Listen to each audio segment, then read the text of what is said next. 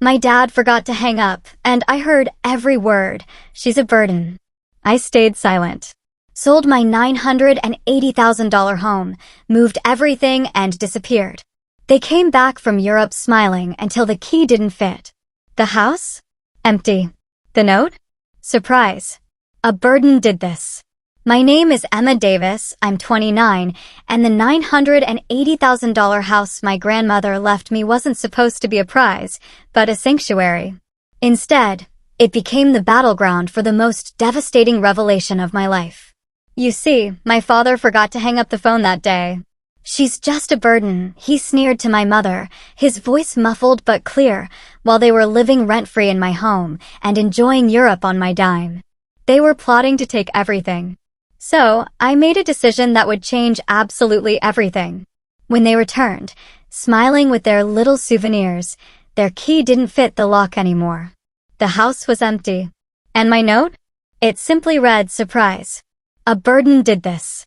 Growing up, money was always this heavy, suffocating cloud over our home.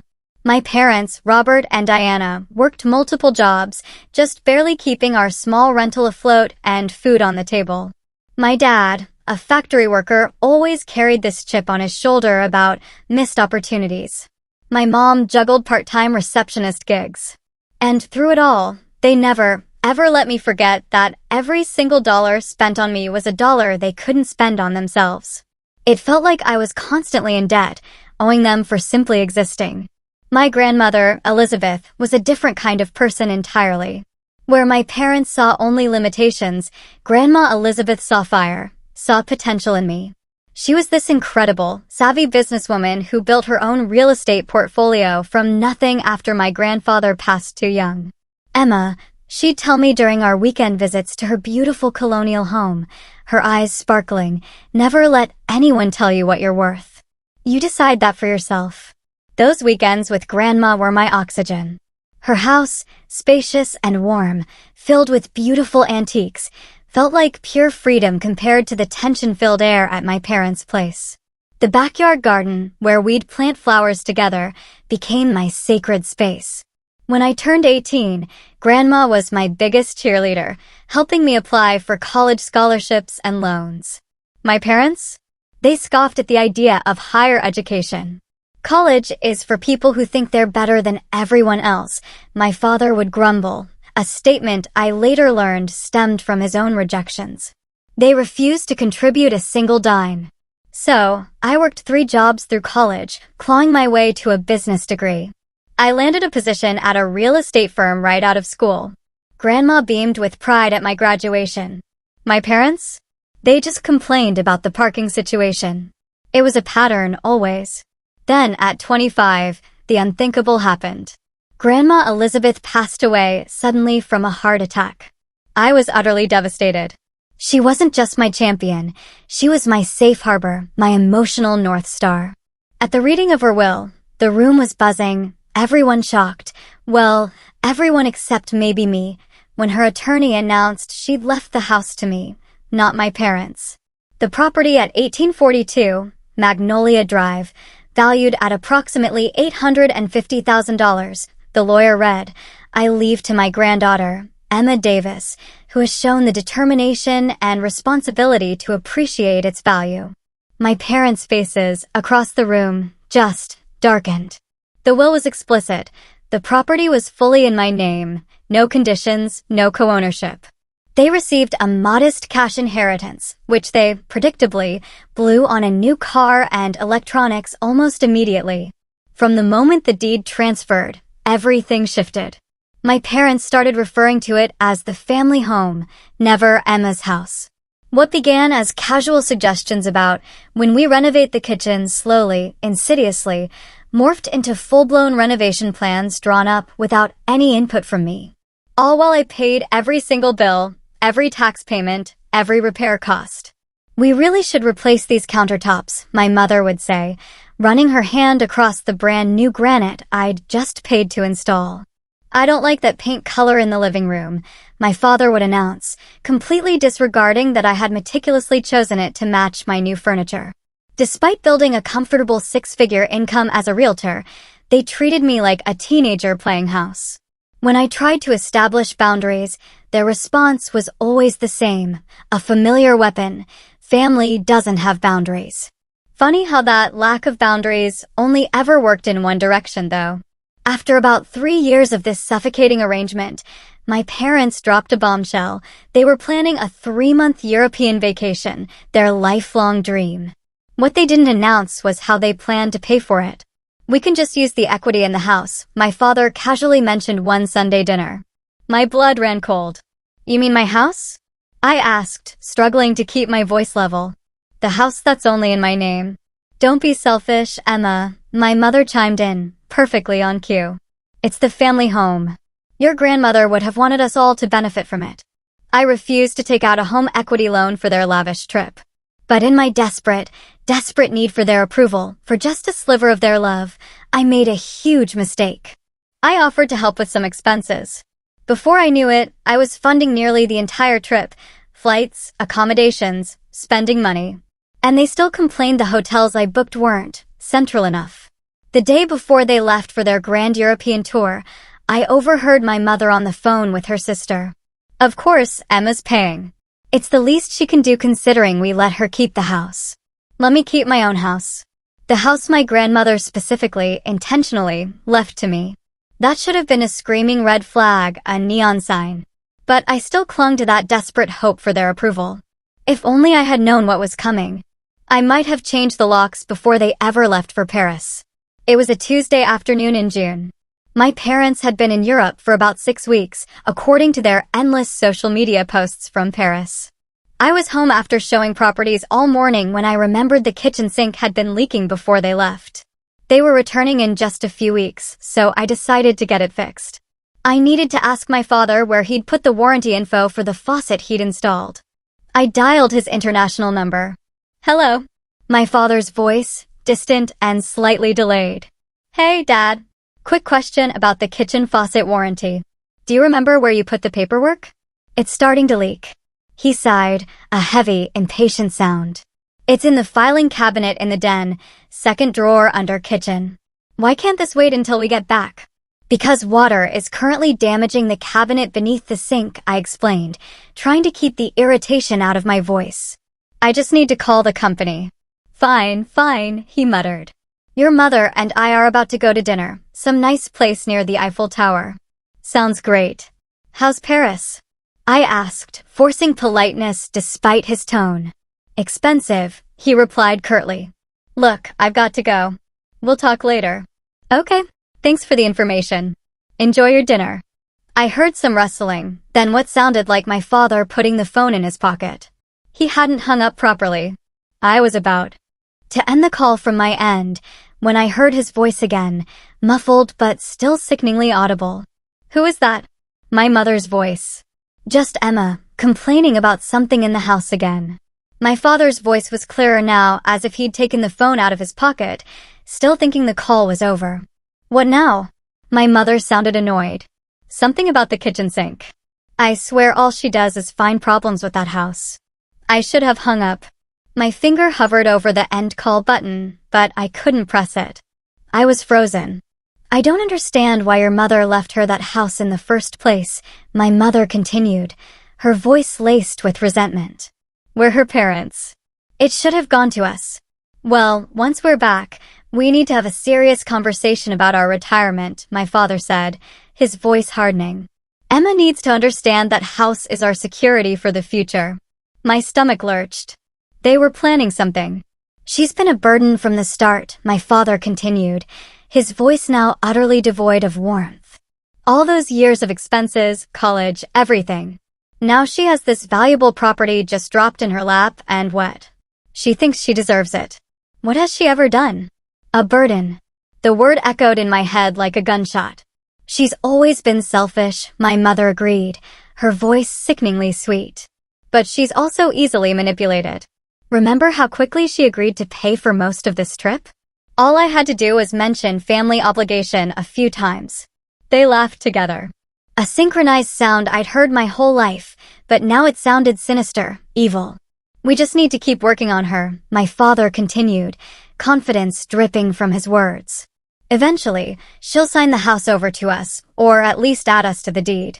Her weakness is that she still wants our approval. I couldn't breathe. My hand was shaking so badly I nearly dropped the phone. I fumbled with my other cell phone, heart pounding, and started recording. What if she doesn't agree? My mother asked, a hint of doubt in her voice. She will, my father said, absolutely convinced. Emma's always been desperate for our approval. We just need to make her feel guilty enough. Remind her of all we've sacrificed. If that doesn't work, we start talking about nursing homes and medical expenses. Trust me, by this time next year, that house will be in our names. And if worst comes to worst, my mother added, her voice chillingly practical, we're living there anyway. Possession is 9/10 of the law. She'd never evict her own parents. They both laughed again. I felt physically ill. Speaking of which, my father continued, oblivious. When we get back, I think we should take the master bedroom. It's ridiculous that she has the largest room when she's hardly ever there because of work. Good idea, my mother replied. We should also talk about that vacation property she's been looking at. Complete waste of money. If she has extra cash to spend, she should be helping us more. Exactly. Why should we struggle while she's building some real estate empire? She owes us.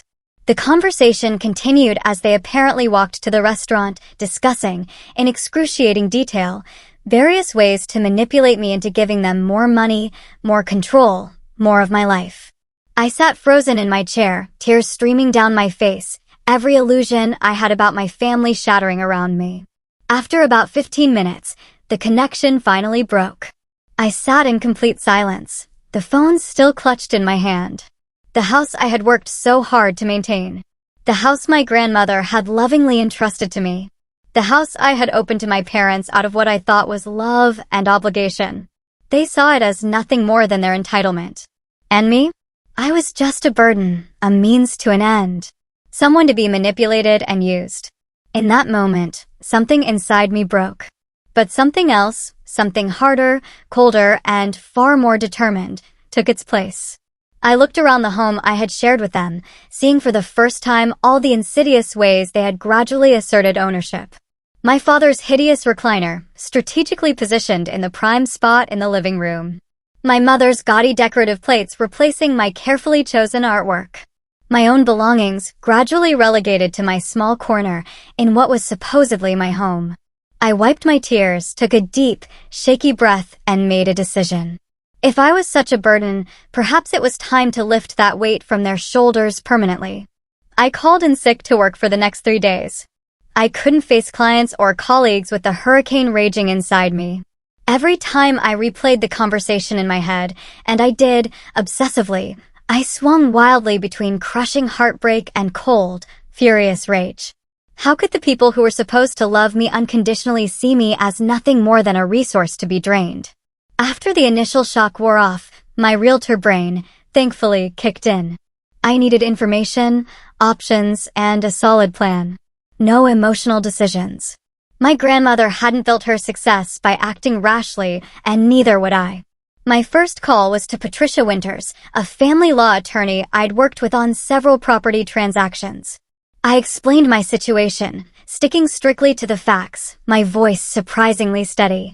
The house is completely in my name, I concluded, but they've been living there for almost 4 years. Do they have any legal claim to it? Patricia was blunt and efficient, exactly what I needed. Based on what you've described? Absolutely not. There's no common law ownership that would apply here. You've maintained the property, paid all expenses, and most importantly, you have clear title. The fact that you allowed your parents to live there doesn't grant them any ownership rights. What about the fact that they're my parents? Does that matter legally? Not in terms of property rights, she assured me. You're an adult.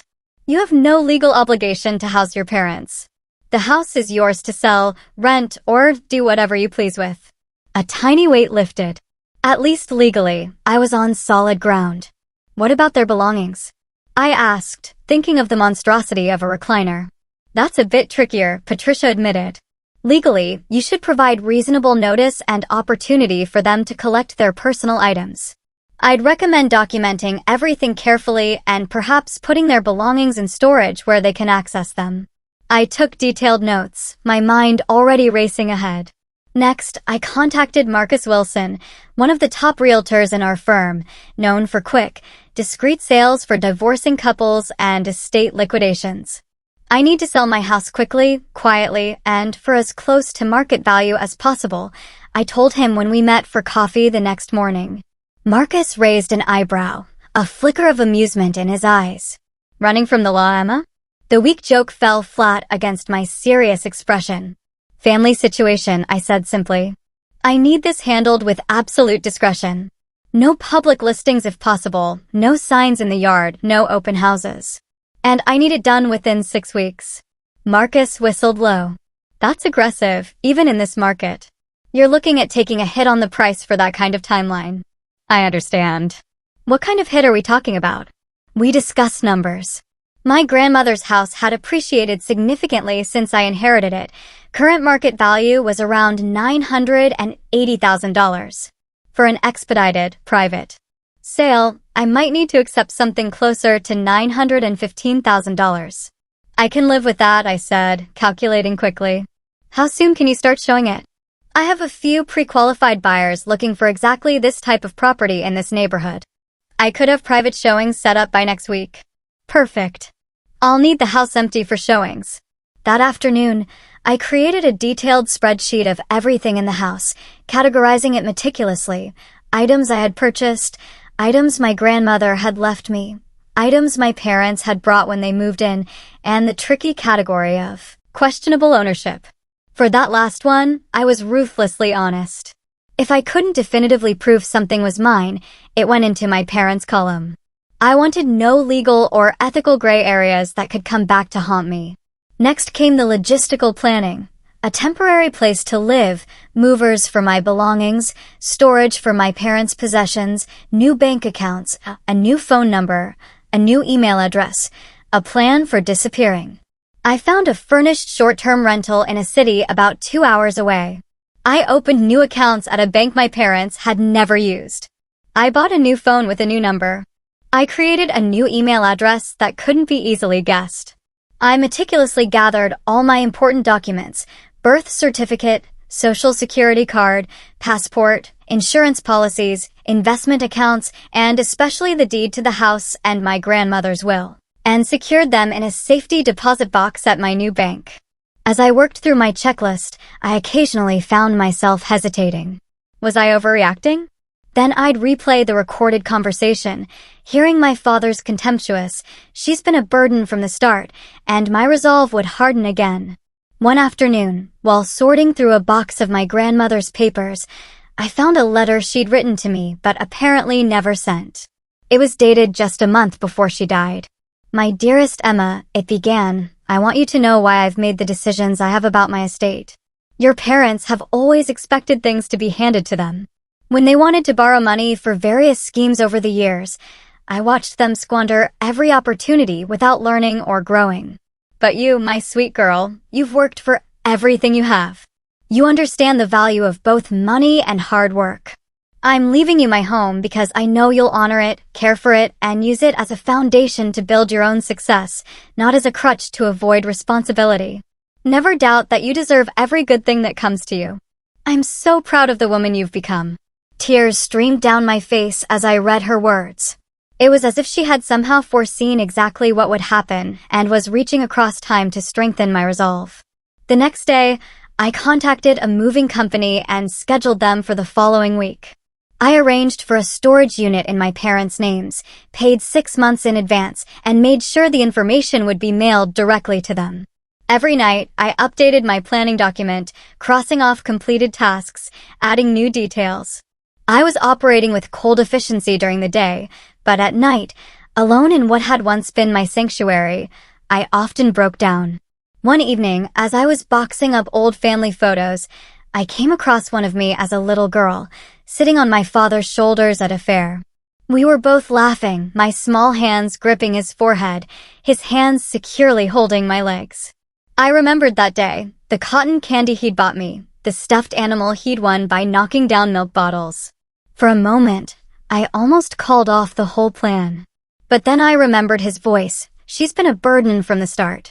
The photo went into the box labeled Parents' Items. By the end of the third week, Marcus had brought through several potential buyers. 2 had made offers, both under asking, but within the range we'd discussed. I accepted the higher one, $915,000, from a corporate executive relocating to the area who could close quickly. The pieces were falling into place. The sale would close in just over 2 weeks. My parents would return from Europe 3 days after that. Perfect timing. The morning of the closing, I woke up with a strange sense of calm. Over the past few weeks, I'd cycled through grief, rage, doubt, and cold determination. Today, I just felt focused. I dressed carefully in a crisp blue suit, professional, confident, the armor I needed for what would be one of the most significant days of my life. The closing was scheduled for 10 a.m. at the title company's office. I arrived at 9:45, carrying a slim portfolio containing the few remaining documents. Marcus was already there, chatting with the title agent. He gave me an encouraging smile as I approached. "Ready for this?" he asked quietly. I nodded. More than ready. The buyers arrived precisely at 10 o'clock, Richard Thompson, the executive, and his wife Catherine. They seemed pleasant enough, excited about the house and the neighborhood. Under different circumstances, I might have shared stories about the property, the beautiful magnolia tree my grandmother had planted, the way the light hit the kitchen in the morning. Today, I just wanted to get through the paperwork. The process was surprisingly anticlimactic. Sign here, initial there, sign again. With each signature, I was simultaneously severing a tie and securing my freedom. When the title agent finally slid the check across the table, $915,000 minus the remaining mortgage and closing costs, I felt nothing but relief. "Congratulations," the agent said, shaking hands all around. "Best of luck to all of you." Outside in the parking lot, Marcus caught up with me. "You okay?" he asked, genuine concern in his eyes. "I will be," I said, managing a small smile. "Thank you for everything, Marcus. I couldn't have done this without you." "Happy to help," he replied. "Though I'm still curious about the story behind all this." "Maybe someday I'll tell you," I said. "But right now, I have movers to meet." The moving company arrived at exactly noon. I had already packed most of my personal belongings, clearly labeled and separated from my parents' things. I supervised as they loaded my furniture, boxes, and suitcases into their truck, bound for my new temporary apartment. My parents' belongings were handled with equal care, but with very different destination tags. Everything was photographed, inventoried, and loaded into a separate truck, headed for the storage facility I'd rented in their names. I'd arranged for the access codes and payment information to be mailed to them at their current European hotel. As the movers worked, I walked through each room of the house, checking closets and drawers to ensure nothing was overlooked. In my parents' room, I found a small box hidden in the back of their closet. Curiosity, a powerful thing, got the better of me, and I opened it. Inside were letters, dozens of them, from my grandmother to my parents over the years. I shouldn't have read them, but I couldn't help myself. They detailed years of financial requests, manipulative tactics, and my grandmother's growing disillusionment with her son and daughter-in-law. "Robert," one letter began, "this is the last time I will provide financial assistance without a clear repayment plan. Your constant requests are straining our relationship, and I worry about the example you're setting for Emma." Another, dated just a year before her death, "I'm deeply concerned about your expectation that my home will someday be yours. I've worked hard for everything I have, and I intend to leave my assets to those who will respect and preserve them. I suggest you begin making your own retirement plans that don't involve my property." I carefully replaced the letters in the box and added it to the items for storage, but I felt a renewed connection to my grandmother and her decision to leave me the house. She had seen through my parents long before I had. By late afternoon, both trucks were loaded and gone. I stood in the empty house, my footsteps echoing on the hardwood floors. Without furniture, without photos, without the accumulated evidence of lives lived within these walls, it was just a structure again. Beautiful, valuable, but no longer mine. I walked through each room one final time. The kitchen where I'd baked cookies with my grandmother, the living room where we'd watched old movies together, the garden where she'd taught me the names of flowers and how to nurture growing things. "I hope you understand," I whispered, not sure if I was addressing my grandmother or the house itself. Finally, I placed the note I'd written on the granite countertop in the kitchen, where it would be impossible to miss. Surprise! A burden did this. I took one last look around, then walked out the front door, locking it behind me. I dropped the keys through the mail slot, got into my car, and drove away without looking back. As I merged onto the highway, heading toward my new temporary home, I felt something unexpected. Freedom. For perhaps the first time in my life, I was making a decision completely for myself, unburdened by familial obligation or the desperate, exhausting need for approval. The burden had been lifted, not from my parents, but from me. My temporary apartment was nothing special, a furnished one-bedroom in a modern complex with amenities I'd probably never use. But it was mine with no history, no expectations, and most importantly, no one telling me I didn't deserve to be there. The first few days passed in a blur of practical tasks. I unpacked the essentials, set up my new laptop with enhanced security, and contacted my office to let them know I was taking a 2-week vacation, effective immediately. No details, just that I needed personal time. By the end of the first week, I had established a routine: morning coffee on the small balcony overlooking a man-made pond, afternoons spent researching potential places to relocate permanently, evenings filled with takeout and mindless television to quiet my thoughts. I checked my old email and voicemail exactly once a day, never responding. Nothing from my parents yet. They were still enjoying the final days of their European adventure, completely unaware that their lives were about to change dramatically. My phone pinged with a text from an unknown number. My heart jumped before I realized it was just a delivery notification. Still, it made me aware of the constant state of tension I was living in, waiting for the inevitable explosion when my parents returned home. To distract myself, I reached out to Megan Lancaster, a college friend I'd lost touch with, largely because my parents had never approved of her wild lifestyle, which mostly consisted of dating occasionally and enjoying concerts. "Emma Davis? Is that really you?" she exclaimed when I called. "It's been, 3 years?" "Something like that," I admitted. "I've been preoccupied." "Let me guess," she teased. "Still trying to please the unpleasable parents?" Her directness made me laugh for what felt like the first time in weeks. "Actually," I said, a wave of relief washing over me, "I'm calling because I finally stopped trying." We met for dinner that night. Over pasta and wine, I told her everything: the inheritance, the overheard conversation, the house sale, my disappearing act. "Holy shit, Emma," she said when I finished, her eyes wide. "That's simultaneously the most terrible and most badass thing I've ever heard." "I'm still not sure if I did the right thing," I admitted, a sliver of doubt still clinging. "Are you kidding me?" she practically yelled, but with fierce affection. "They were planning to manipulate you out of your house, a house your grandmother specifically left to you. They called you a burden while living in your home rent-free and having you pay for their European vacation. If anything, you are too nice with the whole storage unit arrangement." Her validation loosened something tight in my chest. Maybe I wasn't overreacting. Maybe this was the appropriate, even righteous, response to years of manipulation. The next day, I scheduled an appointment with a therapist. Dr. Sarah Palmer specialized in family trauma and had an opening the following week. It was time to address not just the recent betrayal, but the lifetime of conditional love that had preceded it.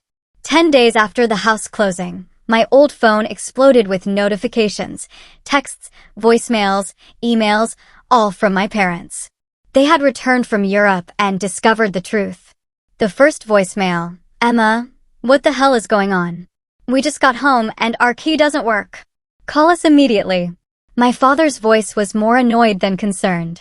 The second, an hour later: "Emma Marie Davis. This is not funny. Where are you? Why is the house empty? Call us right now." Now he sounded angry. The third, from my mother: "Emma. Sweetie, we're very worried about you. Please call us as soon as you get this. We just want to know you're safe." Her voice dripped with the manufactured concern she'd perfected over the years. The texts escalated similarly, from confusion to demands to threats to fake worry. The final voicemail, left at nearly midnight: "We found your note. I don't know what you think you heard, but you've made a terrible mistake. This is our home too. You had no right to sell it. We're consulting an attorney first thing tomorrow. You've really done it this time, Emma." I saved all the messages but responded to none of them. Let them consult any attorney they wanted. The house had been mine to sell. True to their word, they showed up at my real estate office the next morning, causing exactly the scene I'd anticipated. My colleague Jamie texted me, "Your parents are here raising hell." Boss told them you're on vacation and showed them the door when they wouldn't leave. "Everything okay?" I responded with a simple, "Family drama. I'll explain when I get back. Thanks for the heads up." Later that day, my boss called directly. "Emma, I don't know what's going on with your family, but they made some pretty serious accusations today. Something about you selling their house illegally." I took a deep breath. It wasn't their house. It was mine, left to me by my grandmother. I've been letting them live there, but I recently discovered they were planning to manipulate me into signing it over to them. So, yes, I sold my house, which was fully within my legal rights. "I'm sorry they brought this drama to the office." There was a pause before she responded. "I see. Well, they've been banned from the premises. Take whatever time you need and let me know if there's anything we can do." Her simple acceptance was another huge weight lifted. I'd been worried about professional fallout, but it seemed I had more support than I'd realized. Over the next few days, my parents tried every avenue they could think of to reach me. They contacted mutual acquaintances, distant relatives, even my college alumni association. Each desperate attempt further justified my decision to cut ties. 2 weeks after their return, they somehow obtained my new email address, likely from a well-meaning but naive former neighbor, and sent a lengthy message laying out their version of events. According to them, I had misunderstood a private conversation, overreacted dramatically, and betrayed my family in the most hurtful way possible. They were willing to forgive me if I would make things right by using the proceeds from the house sale to buy a new property that we could all live in together. The audacity was almost impressive. Even now, they were still trying to manipulate me. I didn't respond. Instead, I forwarded the email to Patricia, my attorney, who confirmed again that I had acted completely within my legal rights and advised me to continue maintaining distance. As the weeks passed, I gradually began rebuilding my life. I returned to work, threw myself into my real estate business, and continued weekly therapy sessions. I found a lovely condo to purchase in my new city, smaller than my grandmother's house, but completely mine in every way that mattered. One evening, as I was arranging books on my new shelves, I came across an old photo album I hadn't opened in years. Inside were pictures of family vacations, holiday gatherings, birthday celebrations, moments that had once seemed happy, but now felt hollow, knowing what lay beneath the smiling facades. I closed the album and put it away in a closet. Perhaps someday I'd be ready to look at those memories again, but not yet. For now, I was focused on creating new memories, ones not tainted by manipulation and conditional love. The burden I'd carried all my life, the desperate need to earn my parents' approval, was finally lifted, and I was lighter than I'd ever been. I managed to avoid my parents for nearly 3 months. I changed my routines, shopped at different stores, and became hyper-vigilant about my surroundings. But I knew a confrontation was inevitable. What I didn't expect was how it would happen. Rachel Chin, my former neighbor, called me on a Tuesday afternoon. "Emma, I thought you should know. Your parents are back at the house." My heart raced. "What do you mean at the house?" "It's not their house anymore." "I know that," Rachel said, "but they're parked outside right now, just sitting in their car, staring at it. The new owners are away on business, so I don't think they know yet. I just thought you might want to know." I thanked her and immediately called Richard Thompson, the new owner, to warn him. He was concerned but grateful for the heads up and said he'd alert his security company. Later that evening, my phone rang with an unfamiliar number. Against my better judgment, I answered. "Emma," it was my father's voice, tight with controlled anger. "We need to meet tomorrow." The coffee shop on Maple Street at 10 a.m. If you don't show up, we're going to your office again. And this time, we won't leave quietly. Before I could respond, he hung up. I called Patricia immediately. They're threatening to make a scene at my workplace if I don't meet with them. You don't have to meet them at all, she reminded me. We could get a restraining order based on these threats. I considered this option, but ultimately decided against it. No, I think I needed to face them, but on my terms, not theirs. The next morning, I arrived at the Daily Grind, a popular coffee shop downtown, at precisely 10:15 a.m., late enough to make a point, but not so late they'd leave. I'd chosen this location because it was public, always busy, and the owner was a client of mine who I knew would have my back if things got ugly. I spotted my parents immediately, sitting at a corner table. My mother's face was drawn, her normally perfectly styled hair looking somewhat neglected. My father's jaw was set in that familiar rigid line that had always signaled dangerous waters ahead. I approached their table calmly, dressed in my most professional outfit, another suit of armor. Robert. Diana, I greeted them, deliberately using their first names instead of Mom and Dad. My mother flinched. My father's face darkened further. Sit down, he commanded. I'm not here to take orders, I replied evenly. I agreed to meet you because I thought it might be time to clear the air. But this conversation happens on equal terms, or not at all. I sat down across from them, placing my phone conspicuously on the table between us. Is that really necessary? My mother asked, gesturing to the phone. Given our history, yes, I said. I record all important business meetings now. We're your parents, not a business meeting, my father snapped. And yet you threatened my workplace if I didn't comply with your demands. That sounds more like extortion than parenting. My directness caught them off guard. They were used to me backing down, accommodating, seeking peace at any cost. What you did was unforgivable, my father finally said, his voice laced with venom. You stole our home. It was never your home, I replied. It was my home, which I generously allowed you to live in. A fact you apparently considered a burden. My mother's eyes widened. What are you talking about?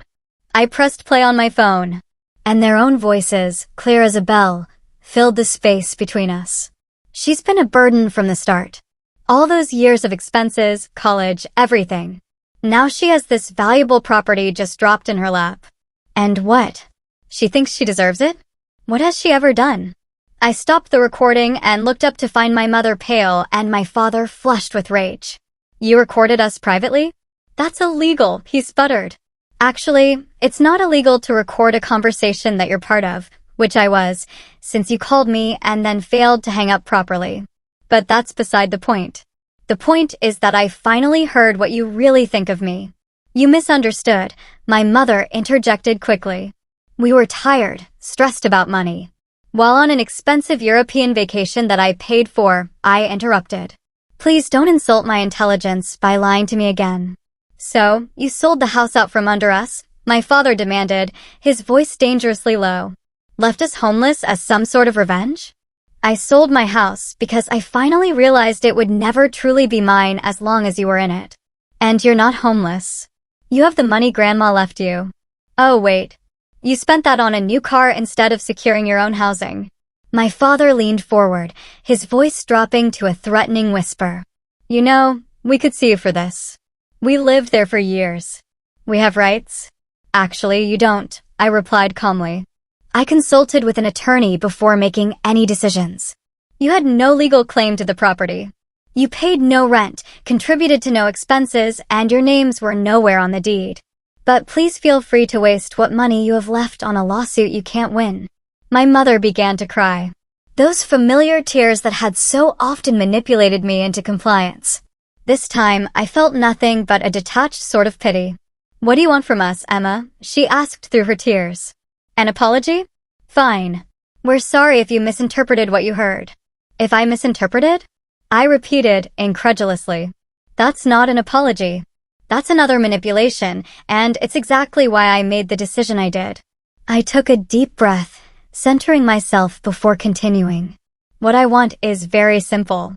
I want you to acknowledge what you did, not just the conversation I overheard, but the years of treating me like an investment that needed to pay dividends.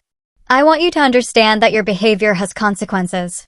And I want you to respect the boundaries I'm establishing now. Which are what exactly? My father asked, his voice cold. I will not be providing you with any financial support going forward. I will not be sharing my new address with you. I will communicate with you only when and if I choose to. If you come to my workplace again or harass me in any way, I will pursue legal action. So that's it? After everything we've done for you, you're just cutting us off. My mother's voice rose dramatically. After everything you've done to me, I corrected her. And yes, unless and until you can demonstrate genuine remorse and change, this is where we stand. My father stood up suddenly, his chair scraping loudly against the floor. You ungrateful little Robert. My mother grabbed his arm. Several other patrons had turned to look at our table. He sat back down, seething. You think you're so much better than us now with your real estate career and your fancy education? But let me tell you something. You wouldn't have any of it if we hadn't raised you. You're right, I said, surprising them both. I wouldn't be who I am today without you. Every manipulative comment, every conditional show of affection, every time you made me feel like I wasn't enough, it all taught me exactly what kind of person I didn't want to become. So, in a way, I should thank you. My mother's tears had stopped, replaced by a stunned expression. My father looked like he'd been slapped. I stood up, gathering my purse and phone. Your belongings are in a storage unit. I've paid for 6 months.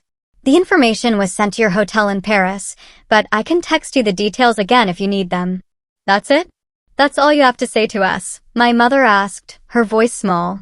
I paused, looking at them both, really looking at them perhaps for the first time. Not as the towering authority figures of my childhood, or the manipulative forces of my adult life, but just as two deeply flawed people who had never learned how to love without conditions. I hope you find peace, I said finally.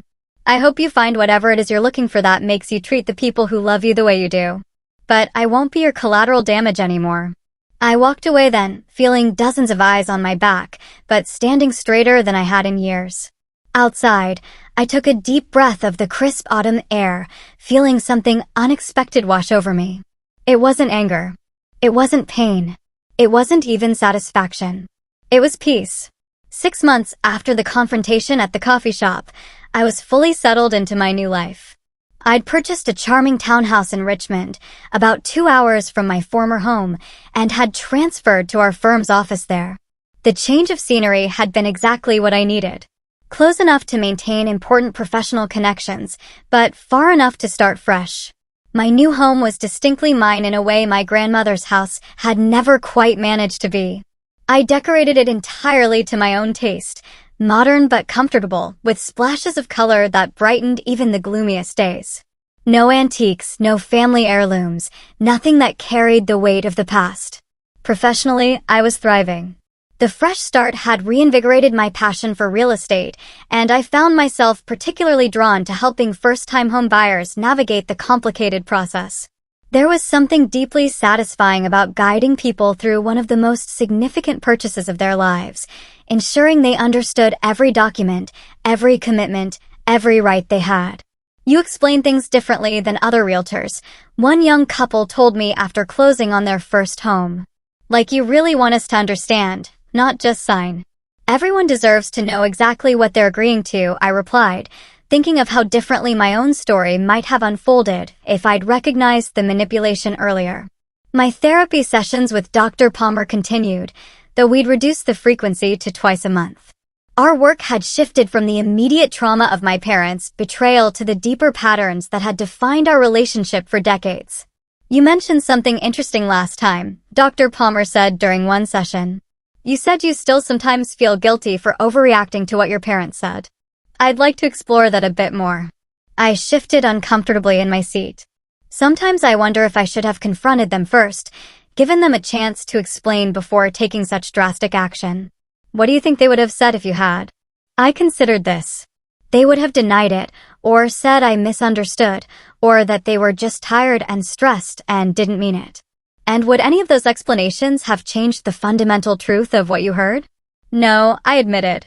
It would have just given them the opportunity to manipulate me again. Dr. Palmer nodded. Emma, What you experienced with your parents is something we call financial abuse, using money and resources as tools of control and manipulation. It's particularly insidious because it's often disguised as family helping family or parents looking out for their child. The term financial abuse hit me like a physical blow. I'd never considered applying that label to my situation, but as soon as she said it, I recognized its truth. The way they planned to pressure you into signing over your home, the way they manipulated you into paying for their vacation, even the way they made you feel guilty about your grandmother leaving you the house. These are all forms of financial abuse, she continued. And like any form of abuse, the appropriate response is to protect yourself, which is exactly what you did. Something shifted inside me that day. A final piece of lingering guilt dissolved, replaced by undeniable clarity. After that session, I began researching financial abuse in earnest. I was startled to discover how common it was, particularly within families, and how few resources existed to help people recognize and address it. An idea began to form, one that grew stronger with each article I read and each personal story I encountered online. 2 weeks later, I approached my boss with a proposal. I want to create a workshop, I explained, something for first-time home buyers, especially women, about recognizing and preventing financial manipulation in major purchases. My boss, Vanessa Martinez, listened thoughtfully as I outlined my concept. This isn't just about real estate transactions, I concluded. It's about empowering people to make financial decisions without manipulation or pressure, whether from family members, partners, or even unethical professionals. I think it's brilliant, Vanessa said when I finished. And timely. We've all seen clients pressured into decisions they later regret. If we can position ourselves as the agency that truly educates and advocates for clients' financial autonomy, that's a powerful market differentiation. With her blessing, I began developing materials for the workshop. What started as a simple presentation quickly evolved into a comprehensive program, covering topics from recognizing subtle manipulation tactics to establishing healthy financial boundaries. I called it Building Foundations, Financial Autonomy in Major Life Decisions. We offered the first workshop on a Saturday morning, expecting perhaps a dozen attendees. Over 30 people showed up. The response was overwhelming.